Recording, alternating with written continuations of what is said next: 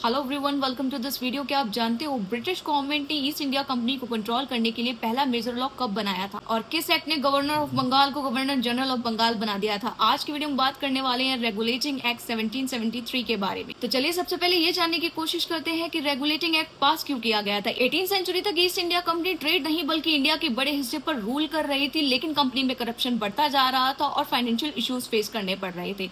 इसलिए British parliament ने सोचा कि कंपनी को कंट्रोल करना जरूरी है। इसीलिए कंपनी ने 1773 को रेगुलेटिंग एक्ट पास किया। इस एक्ट से पहली बार बंगाल के गवर्नर को गवर्नर जनरल ऑफ बंगाल बना दिया गया था, जहां पहले गवर्नर जनरल बने थे वैन हास्टिंग, जिनका टर्नओवर 1774 में ऑफिशियली स्टार्ट हुआ। गवर्नर जनरल के साथ डिसीजन लेने के लिए 4 मेंबर्स की एग्जीक्यूटिव काउंसिल बनाई गई थी, जहां पर गवर्नर जनरल को काउंसिल के मेजोरिटी डिसीजन को फॉलो करना पड़ता था। इसीलिए गवर्नर जनरल के पास अनलिमिटेड पावर्स नहीं थी। इस एक्ट के बाद बॉम्बे और मद्रास प्रेसिडेंसी को पॉलिटिकल मैटर्स में बंगाल के कंट्रोल में रखा गया, जिससे ब्रिटिश एडमिनिस्ट्रेशन काफी ज्यादा सेंट्रलाइज हो गया। 1774 में कलकत्ता में सुप्रीम कोर्ट स्टैब्लिश किया गया और ये ब्रिटिश इंडिया का पहला सुप्रीम कोर्ट था, जहां पर एक चीफ जस्टिस के साथ 3 पियोनी जजेस होते थे और पहले चीफ जस्टिस बने थे सर एलिजा एम्पे। कंपनी के ऑफिसर्स को गिफ्ट्स और ब्राइब्स लेने पर रिस्ट्रिक्शंस लगाए गए थे। इसका पर्पस करप्शन को कम करना था। ईस्ट इंडिया कंपनी को अपनी सिविल रेवेन्यू और मिलिट्री अफेयर्स की रिपोर्ट ब्रिटिश गवर्नमेंट को भेजनी पड़ती थी, जिससे ब्रिटिश गवर्नमेंट का कंट्रोल और भी स्ट्रॉन्ग हो गया। ये एक्ट इंपॉर्टेंट था बट परफेक्ट नहीं था, क्योंकि गवर्नर जनरल और काउंसिल्स के बीच बार बार कॉन्फ्लिक्ट्स हुआ करते थे। सुप्रीम कोर्ट और गवर्नर जनरल की पावर को क्लियरली डिफाइन नहीं किया गया था, इसलिए अब फ्यूचर में और भी एक्ट लाए गए थे, जैसे कि पिट्स इंडिया एक्ट। तो ये था रेगुलेटिंग एक्ट 1773 के बारे में। अगर आपको वीडियो अच्छा लगा तो don't forget to like, share and subscribe,